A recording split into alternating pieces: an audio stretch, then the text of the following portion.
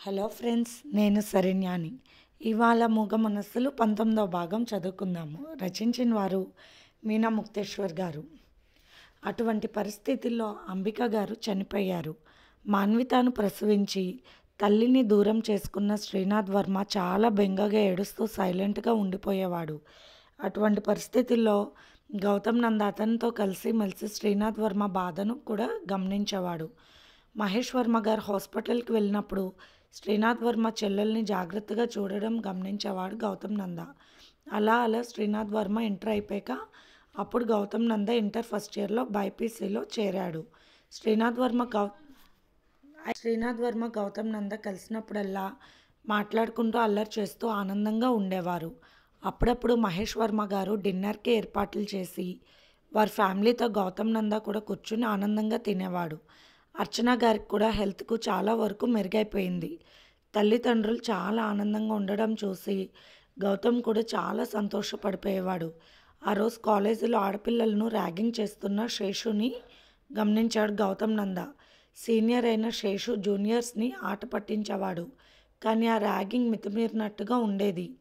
అలాగే జూనియర్ అయిన గౌతమ్ నందాని కూడా ర్యాగింగ్ చేయబోయాడు.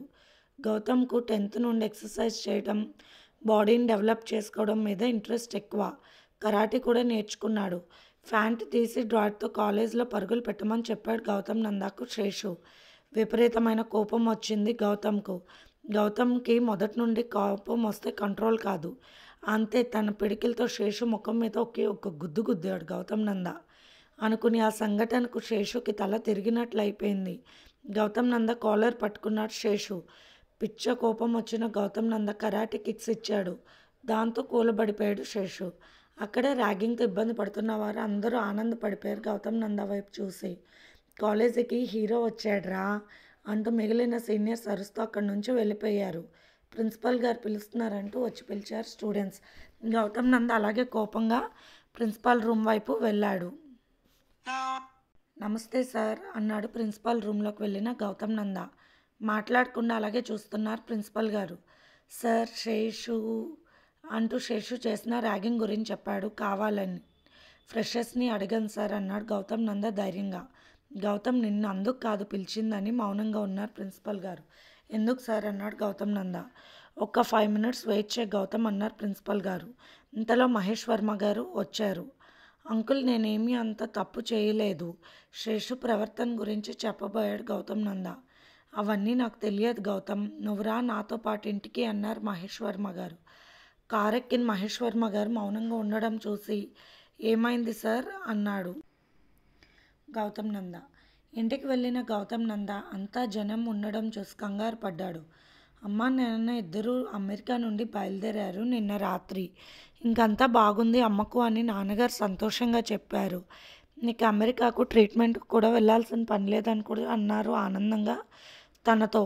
తొందరగా వచ్చేస్తాం, జాగ్రత్త నాన్న అంటూ ఫోన్ పెట్టేసింది అమ్మ. వాడు ఎందుకు జాగ్రత్తగా ఉండడు, కాబోయే డాక్టర్ అంటూ నవ్వుతూ ఉన్న నాన్నగారి మాటలు కూడా విన్నాడు. ఏం జరిగింది అంటూ మహేష్ వర్మ గారి వైపు చూశాడు గౌతమ్ నంద. గౌతమ్ తల నిమురుతూ ఫ్లైట్ యాక్సిడెంట్ అయింది నాన్న, ఇండియాలో ల్యాండ్ అవుతుందిగా అంటూ బాధగా చెప్పారు మహేష్ వర్మ గారు. అంకుల్, నాన్నగారికి అమ్మకు ఏమైనా అయ్యిందా అంటూ కంగారుగా మహేష్ వర్మ గారు చేయి పట్టుకున్నాడు గౌతమ్. ఏమో జరుగుతూ ఉంటాయి, బాధపడుకు గౌతమ్ అంటూ ఓదార్చారు మహేష్ వర్మ గారు. జరగవలసిన కార్యక్రమాలన్నీ జరిగిపోయాయి, ఏమీ మిగలలేదు. కొద్దో గొప్ప మిగిలిన శరీర శకలాలను దహనం చేశాడు ముక్కలైపోయిన మనసుతో గౌతమ్. ఒక్కసారిగా వెక్కి వెక్కి ఏడుస్తున్న గౌతమ్ నందాను దగ్గరికి తీసుకున్నారు మహేష్ వర్మ గారు. నేనున్నాను, శ్రీనాథ్, మాన్విత ఉన్నారు, మనం అందరం ఒక కుటుంబం అంటూ గౌతమ్ నందాను కౌగిలించుకుని చాలాసేపు ఓదార్చారు మహేష్ వర్మ గారు. కాలేజీకి వెళ్లకుండా ఇంట్లోనే ఉండిపోయేవాడు గౌతమ్ నంద. ఆ టైంలో శ్రీనాథ్ గౌతమ్ దగ్గరకు రోజు వచ్చేవాడు. మహేష్ వర్మ గారు ఒక పనివాడిని పెట్టి అతని ద్వారా అన్నీ తెలుసుకుంటూ ఉండేవాడు గౌతమ్ దగ్గర. మొదట్లో శ్రీనాథ్ గౌతమ్తోనే ఉండిపోయేవాడు. శ్రీనాథ్ మాటల్లో చమత్కారానికి కూడా నవ్వలేకపోయేవాడు గౌతమ్ నంద. ప్రతిరోజు ఉదయాన్నే మహేష్ వర్మ గారు రావడం, గౌతమ్ ఆరోగ్యం గురించి శ్రద్ధగా చూడడం, ధైర్యం చెప్పడం. ఒక డాక్టర్గా నిలబడాలి నువ్వు, మీ నాన్నగారి నోటి వెంట విన్న ఆఖరి మాటలను నిజం చేయాలి, మీ అమ్మగారికి నిన్ను డాక్టర్ చేయాలని ఎంతో కోరిక. ఇలా మహేష్ వర్మ గారి ప్రతి మాటలు గౌతమ్‌లో ధైర్యాన్ని నింపేవి. ఎప్పుడో ఆస్తి తాలూకా కాగితాలు కోర్టులో వేసినవి కేసు గెలిచి కోట్లకు పైగా ఆస్తులు గౌతమ్ పేరున చేరాయి. అందుకే గౌతమ్‌కి గవర్నమెంట్‌తో సెక్యూరిటీ కూడా ఇప్పించారు మహేష్ వర్మ గారు. డబ్బుంది, ఆస్తులున్నాయి, అన్నీ ఉన్నాయి కానీ ఆనందం ఏది అనిపించింది గౌతమ్ నందాకు. అప్పుడే గౌతమ్‌కు తండ్రి రూమ్‌లోకి వెళ్ళడం అలవాటైంది. తండ్రి రూమ్‌లో ఒక రాక్ అంతా ఇంపోర్టెడ్ వైన్ బాటిల్స్ ఉండేవి. ఒకసారి విపరీతంగా తాగి పడిపోయాడు గౌతమ్. ఆ సంగతి శ్రీనాథ్ తండ్రికి చెప్పాడు. ఆ రోజు సాయంత్రం మహేష్ వర్మ గారు గౌతమ్‌ను బయటకు తీసుకువెళ్లారు. ఫుట్పాత్ మీద అనాథలుగా పడుకున్న ఎందరినో చూపించాడు. వారికి ఒక్క రూపాయి కూడా లేదు. ప్రతిరోజు అడుక్కుని పొట్ట పోసుకుంటున్నారు. కొన్ని ప్రాంతాలకు తీసుకువెళ్లారు తన్నే పనిగట్టుకుని. అక్కడ కాలనీలో మురికిని చూసి అసహ్యించుకున్నాడు గౌతమ్ నంద. బడుగు వర్గాల బ్రతుకులు ఇంత దారుణంగా ఉన్నాయని చూపించి ఒక హైటెక్ క్లబ్కి తీసుకువెళ్లారు మహేష్ వర్మ గారు. అక్కడ తాగుతూ ఊగుతూ ఆడ మగ లేదు. ఎవరు ఏ వైన్ తాగారో, ఎవరి పెదవులను ఎవరు అందుకుంటున్నారో తెలియని పరిస్థితులు. చూసావుగా చూసావుగా అందులో ఒకరు ఫలానా వారి కొడుకు, వాడు ఇంకొక పెద్దవారి కొడుకు, అందరి మధ్యలో ఉండే పక్కవాడు మరొక పెద్దవాడి కొడుకు. గుడ్డలు ఇప్పుకొని నాట్యమాడుతూ ఉన్న అమ్మాయి ఒక పెద్ద పారిశ్రామికవేత్త కూతురు. ఏం సాధిస్తున్నారు వారు? ఎంజాయ్ చేస్తున్నారు అంతే కదా? కాదు. 10 రోజుల కిందట ఒకరోజు రాత్రి టక్కులాడి ఇంటర్ కాలేజ్కి వెళ్తున్న స్టూడెంట్స్ని కిడ్నాప్ చేయించి వీరికి అప్పగిచ్చింది. వారి కామకేళ్లను చూసి ఆనందించింది. దానికి అదొక సరదా. మితమీరి తాగుతున్న వైన్ తను ఆడదన్న సంగతి మర్చిపోయేలా చేసింది. మత్తులో తేలుతున్న ఈ మృగాలు చిన్న వయసు అమ్మాయిలు అని కూడా లేకుండా వారిని అమానుషంగా ఒకరి తర్వాత ఒకరు అలా 4 రాత్రులు వారిని హింసించి వీడియోలు తీసి ఆనందించారు. ఈ మత్తు, డ్రగ్స్, ఈ డబ్బు ఏం నేర్పింది వీరికి? వీరు చేసే అరాచకాలను కప్పడానికి పనికి వచ్చిందా డబ్బు? అదే డబ్బు బడుగు వర్గాల కాపాడడానికి ఉపయోగిస్తే ఆ ఆనందం అద్భుతమైనది. గౌతమ్ ఇంటి దగ్గర తండ్రికి గుండె నొప్పి వచ్చినా తెలియదు వీళ్ళకు. వెళ్ళేటప్పుడు దారిలో ఏ అభాగ్యుల మీదకు కారు నడుపుతారో కూడా తెలియదు. మత్తులో పడకూడదు, చిత్తు కాకూడదు. చేతి నిండా డబ్బు ఉంటే ఇలా తాగి తందనాలు ఆడితే ఎవరికి లాభం అంటూ చూపించి హాస్పిటల్కు తీసుకువెళ్ళాడు గౌతమ్ నందాను. ఎంవిహెచ్ హాస్పిటల్. ఆ 2 అమ్మాయిలు ఉన్న రూమ్లోకి తీసుకువెళ్ళారు. దోమ తెర లాంటి తెరలో ఉన్నారు వారిద్దరూ. ఒకరి తెర తీసి చూపించారు మహేష్ వర్మ గారు. ఒక్కసారిగా మైకం మొత్తం దిగిపోయింది గౌతమ్ నందాకు. చీమలు కొరుక్కు తిన్న పంచదార చిలకలాగా అయిపోయింది ఆ అమ్మాయి శరీరము. అంకుల్ అంటూ దడపడిపోయి పక్కన కూర్చోపడిపోయాడు గౌతమ్ నంద. అక్కడ కూర్చుని రోధిస్తున్న వాళ్ళు వీళ్ళ తల్లిదండ్రులు. గౌతమ్ ఆ పక్కనున్న కుర్రాళ్ళు వాళ్ళ బంధువులు. చిత్ర విచిత్రాలు ఆడుకున్నారు ఈ అమ్మాయిల శరీరాలతో ఆ మృగాలు. ఏ హాస్పిటల్లో కూడా చేర్చుకోలేదు వీళ్ళని. మనకున్న సర్టిఫికేట్ వల్ల మన హాస్పిటల్ జోలికి ఎవరు రాలేరు. కాలం దగ్గరకు పెట్టుకోలేరు వాళ్ళు. ఆహారం వెళ్ళే స్థితిలో లేదు ఇప్పుడు ప్రస్తుతానికి వారి నోటికి.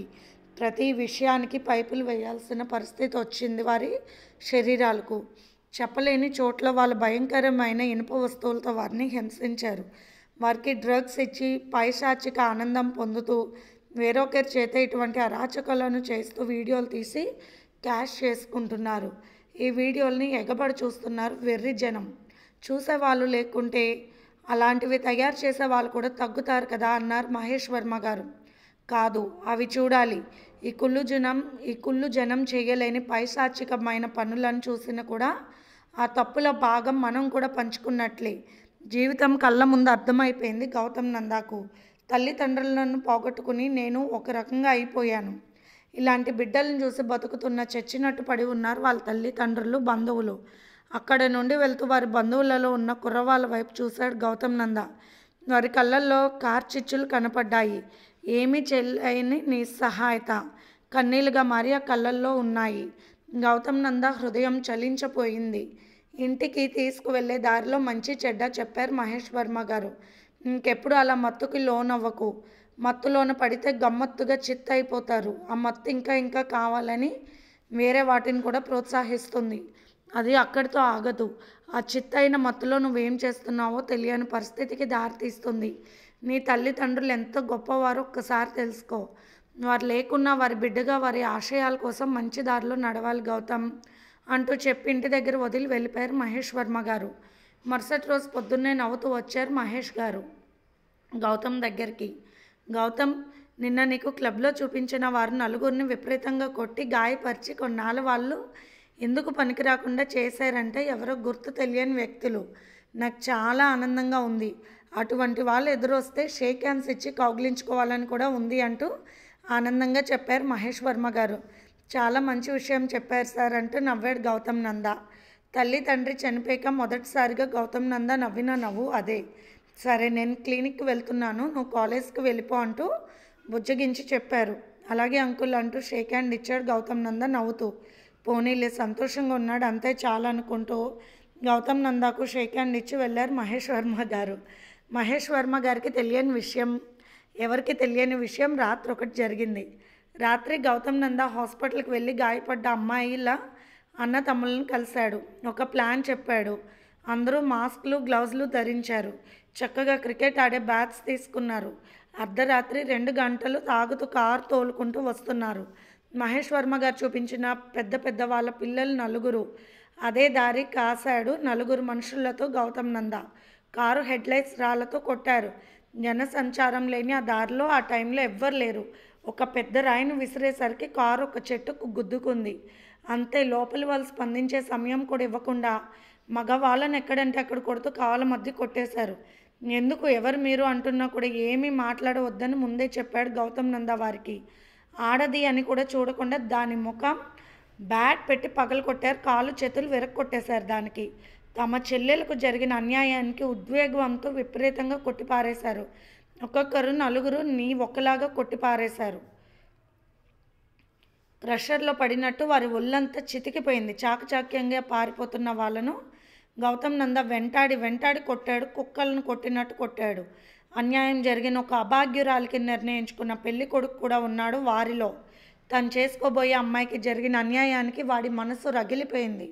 అంతే, మోకాలు చితక్ కొట్టేశాడు బ్యాట్తో. సైలెంట్గా మాస్కులు బ్యాట్లు అన్నీ వారు పెట్రోల్తో తగలపెట్టేశారు. అది జరిగిన కథ. అప్పుడు చాలా సంతోషం కలిగింది గౌతమ్ నందాకు. ఇతరుల బాధలను తీరిస్తే ఎంత ఆనందంగా ఉందో తెలుసుకున్నాడు గౌతమ్ నంద. తన మార్గాన్ని మార్చుకున్నాడు. తన చదువుని మొదలుపెట్టాడు. శేషు లాంటి వాడిని కూడా మార్చేశాడు తన మంచితనంతో. గౌతమ్ నంద ఉండగా కాలేజీలో ఒక్క గొడవ కూడా జరిగేది కాదు, జరగనిచ్చేవాడు కాదు. ఒకవేళ ఏదన్నా జరిగిన మర్నాడు వాళ్ళ కాళ్ళు చేతులు విరిగి హాస్పిటల్లో ఉండేవారు. ఎవరు చేశారో తెలియదు. కాలేజీ పిల్లలు తలుచుకుంటే మంచిని ఎప్పటికప్పుడు పెంచుకోవచ్చు. తప్పు చేయాలంటే కాలేజ్ స్టూడెంట్స్ని తలుచుకొని భయపడిపోవాలి. కాలేజ్ స్టూడెంట్స్ అంటే అలా ఉండాలి. యువతరానికి ఎదురు వెళ్ళే దమ్ము ఎవరికి ఉంటుంది? వారి మార్గం మంచిదైతే ఎక్కడ చూసినా మంచి ఎక్కువగా జరుగుతుంది. పోలీసుల దాకా వెళ్ళక్కర్లేదు అంటూ గౌతమ్ కాలేజీలో పిల్లలకి నేర్పించేవాడు మంచి మాటలు. ప్రాణాలు మాత్రం తీసేవాడు కాదు. పాపం చేసిన వారి ప్రాణం అంత తేలిగ్గా పోకూడదు. చేతికి మట్టి అంటకుండా దొంగ దొరకకుండా చేసేవాడు గౌతమ్ నంద. ఒక్కడిగా ఎదుర్కొంటే నింద. అదే నష్టపోయిన వారి బంధువులతో చేస్తే వారికి మనశ్శాంతి అయినా దొరుకుతుంది. అటువంటి వాళ్ళ మనశ్శాంతిని చూసి ఆనందపడే తత్వాన్ని అలవర్చుకున్నాడు గౌతమ్ నంద. ఎంబీబీఎస్ సెకండ్ ఇయర్ చదువుతున్నప్పుడు గౌతమ్ నంద అదే కాలేజీలో ఇంటర్ బైపీసీలో చేరడానికి వచ్చింది మాన్విత. తనని ఎప్పుడు చూస్తూనే ఉండేవాడు గౌతమ్ నంద. కానీ ఆ రోజు చాలా ప్రత్యేకంగా కనిపించింది. నవ్వుతూ తూలుతూ హుందాగా నడిచి వస్తున్న మాన్వితను ఒక క్షణం అలా చూస్తూ ఉండిపోయాడు గౌతమ్. ఒక కాలు పోలియో వల్ల ఆవుడుగా ఉన్న ఒక అమ్మాయిని చేయి పట్టుకుని తీసుకొస్తుంది మాన్విత.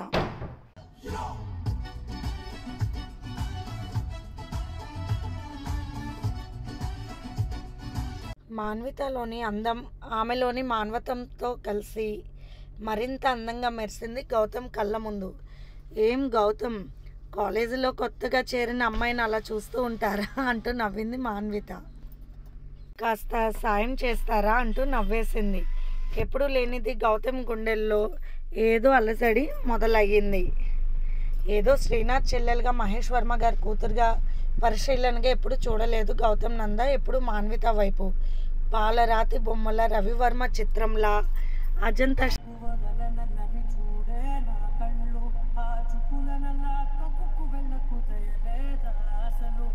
అజంతా శిల్పాలన్నీ గుర్తుకు తెచ్చింది మాన్విత.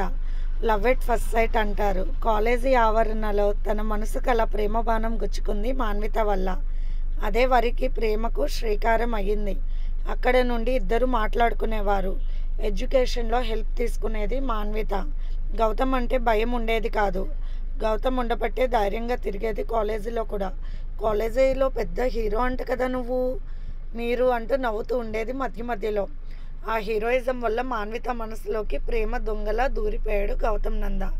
ఇది ఫ్రెండ్స్ ఇవాల్టి ఎపిసోడ్. మీకు కనుక నచ్చినట్లయితే లైక్ చేసి షేర్ చేసుకుని సబ్స్క్రైబ్ చేసుకోండి ఫ్రెండ్స్. అలాగే మన ఛానల్లో ప్రసారం అవుతున్న positive thoughts written by Shri Komanapalli Ganapatirao గారు కూడా చదివి మీ అమూల్యమైన సమీక్షలను తెలియచేయండి ఫ్రెండ్స్. అలాగే పొడుపు కథకు కూడా మీకు సమాధానం తెలిస్తే కనుక కామెంట్స్ రూపంలో తెలియచేయండి. Bye friends.